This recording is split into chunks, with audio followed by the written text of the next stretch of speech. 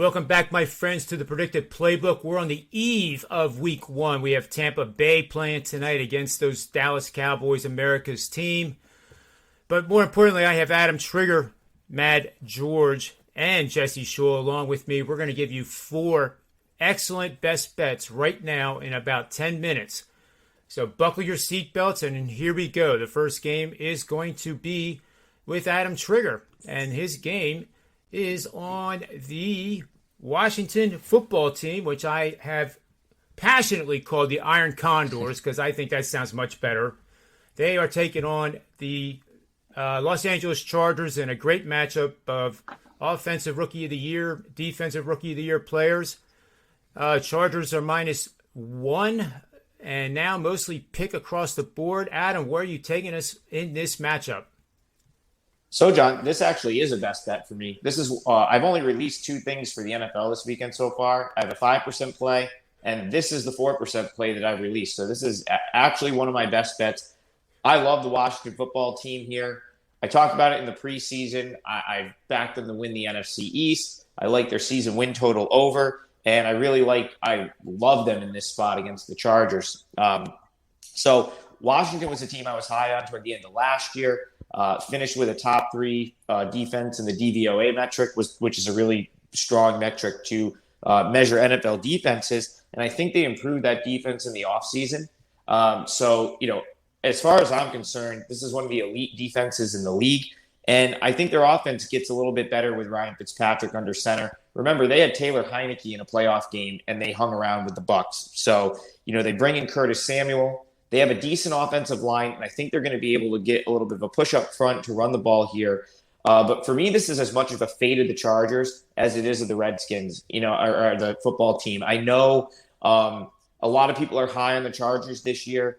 I'm not quite as high on this team. I think they took a step back defensively. Pretty weak linebacking core. Aside from like Joey Bosa and then Derwin James, who are elite individuals at their positions, I don't think this defense is very good. I think the football team is going to be able to move the ball here, and they should be able to, score. And then you have, Justin Herbert is probably a superstar, had a great rookie season. Now he comes into his sophomore year. He's without Hunter Henry. So you wonder if that offense just comes out and starts lighting teams up. It's still a West Coast team coming to the East Coast for a 1 o'clock Eastern kickoff, which is always tough on the West Coast teams. I would have made Washington a 3-point favorite in this game. It was +1, I think, yesterday. Now you're looking at a pick most places, but I think that's a great bet. I like Washington at home. I think they get it done. Washington pick for my best bet. Great job, Adam. You make me want to go to the window right now and bet it. Matt George here from Greece. He has a muted mic, I think. But anyway, hopefully we'll hear him. Now he's unmuted. But he has a total for us. You got it, man. We got a total coming from Mad George. It's in the Pittsburgh-Buffalo game. This line has seen some excellent steam movement. It opened at 51.5. It's down to 48.5 with a sprinkling of 48 starting to appear. Tell us what we should bet on, Mad George. So I've seen some insane line movement on this game, and I expect this to move more and more as we get closer to kickoff. It seems like a lot of sharps came in and hit the under 50.5.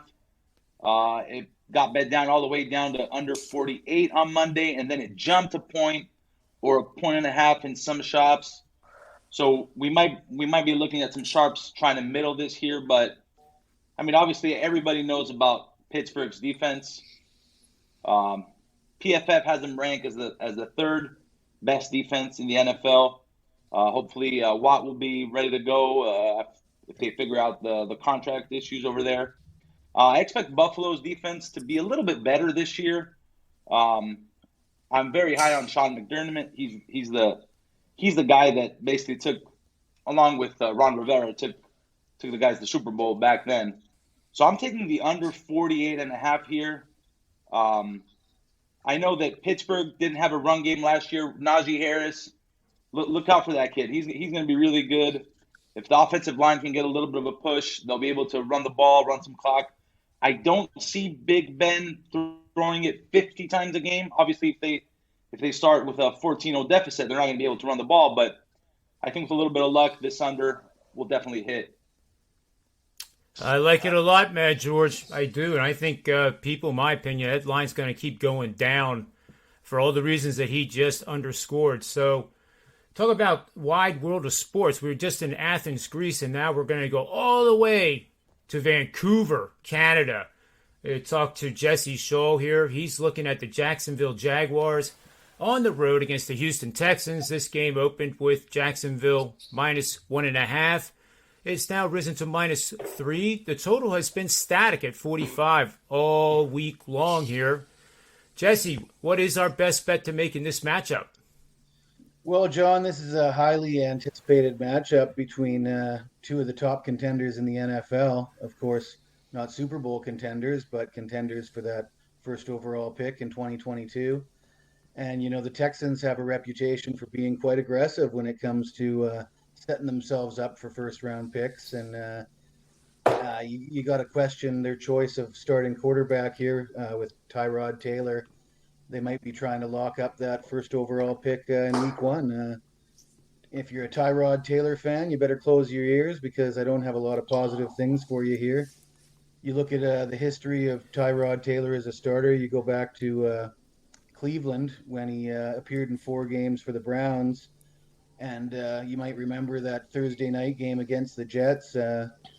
Tyrod Taylor came out. He was 4 of 14 passing for 19 yards before being replaced by Baker Mayfield. Of course, as soon as Baker came in, the Browns all of a sudden could move the ball. Really respectable team with the same offensive line, same personnel that Tyrod Taylor struggled with. And then a couple years later, you see the same thing happen in LA with the Chargers. They can't move the ball with Tyrod Taylor, and Justin Herbert comes in to replace him, and all of a sudden he's the offensive rookie of the year. So, not a lot of talent on that Houston offense. Jacksonville's not exactly lighting it up either, but perhaps more motivated to take this game in week one. I like it a lot, Jesse. I like it. I've been on that play for a while. Now my turn here, folks. We're going to change things up a little bit. We're going to do a teaser. And I'm not a teaser guy, but I'll tell you what, I like this teaser quite a bit, and I would make this a 3-unit bet. It may change to a 4-unit bet. If it does, I'll put that out on Twitter. But I am going to tease the Indianapolis Colts and the Los Angeles Rams. The Indianapolis Colts opened as 2.5-point favorites. That line has seen massive movement to Seattle. They now are -3 at the Circa, -2.5 at Westgate. Indianapolis could be one of my 5 picks for the Circa contest, by the way. And if you tease this now, you're getting Indianapolis +9, and you're getting the Rams at basically all they have to do is win the game. And I honestly could ask all of you guys, do you really think the Chicago Bears are going to beat the Rams? I don't see it. I think the Rams win convincingly, double digits at least. And then I also like how that line movement went with Seattle being contrarian, and the Colts getting +9 is way too many points. I don't care who's under quarterback for the Colts, whether it's Carson Wentz or somebody else. I think they cover that 9, and that teaser wins. And I'll leave you with this one little tidbit here in the predictive models. My models say that Indianapolis will gain at least 125 rushing yards, and in games that they have based on the teaser line, they are 62-10 over the last 15 seasons. So that solidifies my bet on that teaser. So guys, we've reached the end of the show here, but before I let you go, use Punt50 as you see at the bottom of the screen. You can combine any one of the 4 of us, all 4 of us. You can add anybody from Sports Memo, add anybody from Wager Talk, and get 50% off a 7-day test drive. We're all running pretty hot right now, so take advantage of this and really learn from pros who actually bet their own money on the games. And that's the difference between Sports Memo, Wager Talk, and the rest of the world, in my humble opinion. So on behalf of Mad George, Jesse Scholl, Adam Trigger, and myself, and SportsMemo.com, WagerTalk.com, and Predictive Playbook, May all the wins be yours.